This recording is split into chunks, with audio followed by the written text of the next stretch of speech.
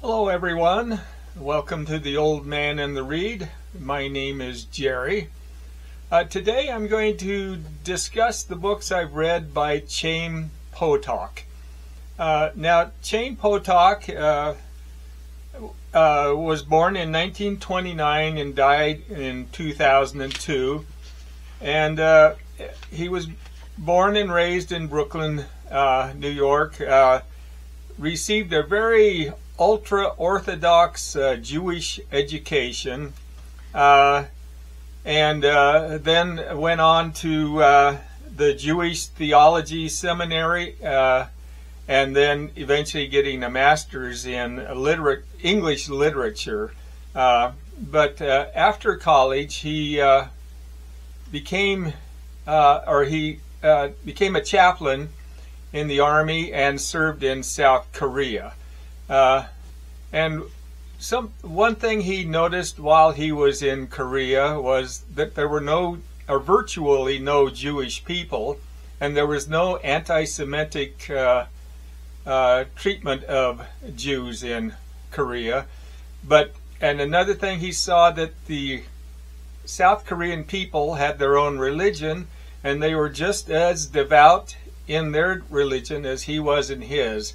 And so this led him to start to question some of the things he believed in, and it set in his mind for the rest of his life, I think, a little bit of doubt, a little question. And so most of the books he wrote revolve around that subject, basically ultra-conservative Jewish beliefs against liberal or secular beliefs. He's a marvelous writer, though just exceptional. And I don't think he gets the recognition that his writing really deserves. But so I'll show you the books and say a little bit about each of them that I read. The first was written in 1967, called The Chosen. And this is about a friendship between two young boys who met because of a baseball accident, basically. One's name was Reuven Malver, who was a secular Jew, and the other is Danny Saunders, who was a Hasidic Jew, a very strict Jewish religion, but both became friends.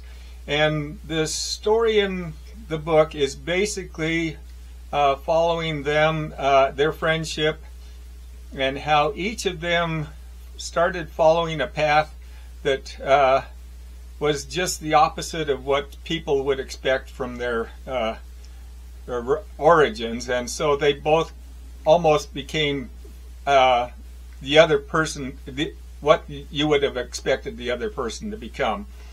And the story is also based during World War II and shortly after, during the time that Israel was being created, and it exposed some of the infighting between the ultra-conservative and liberal Jewish people. The second book I have was in 1969, The Promise, and this is a follow-up to The Chosen. It follows Reuven and Danny. In this, Reuven is now studying to become a rabbi, and Danny is beginning a career in psychology. But a lot of the book just is between the battle between ultra-conservative Orthodox Judaism and liberal versions.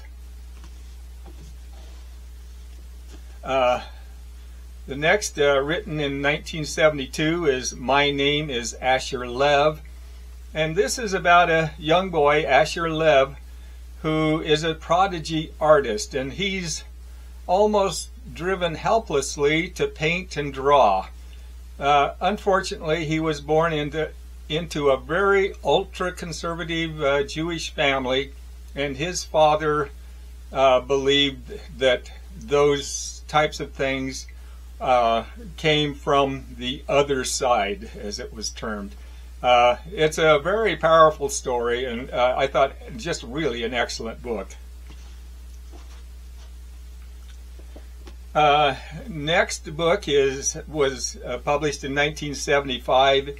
In the Beginning. This follows a young man, David Lurie. He's extremely intelligent and is studying Talmud and other Jewish teachings, and but later starts questioning what he's learned.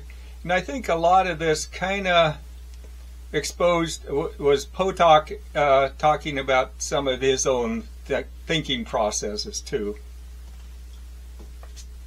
In 1981 is the Book of Lights, and this is follows Gershon Loran, who is studying Kabbalah, and this evidently is the belief in mysticism. The first part is about his studies, and then it goes on. The second half of the book is he's a chaplain in Korea. 1985 was Davita's Harp. This is one of my more favorite Chaim Potok books. It follows the early years of an extremely intelligent young girl named Ilana Davita. She's just extremely intelligent, and in her as she's learning, Potok has used her honesty and her innocence to question some of the tenets that she's been taught. But another just really excellent book.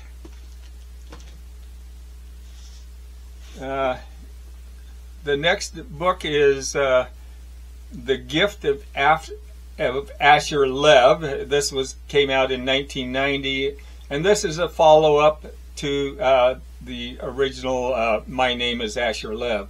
But this is taking place 20 years later. Asher has become a world-famous artist, and he goes back to Brooklyn for a funeral for his uncle. And that visit alters the course of his life, basically. In 1992, I Am the Clay was published. An incredibly good book. I think this is Potok's best book, and it really has nothing to do with the Jewish religion. It's about an old man and an old woman in Korea who are fleeing from their village during the war.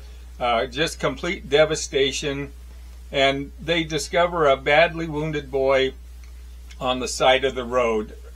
Now she wants to take him in and take care for him. The old man doesn't want to, but he reluctantly agrees.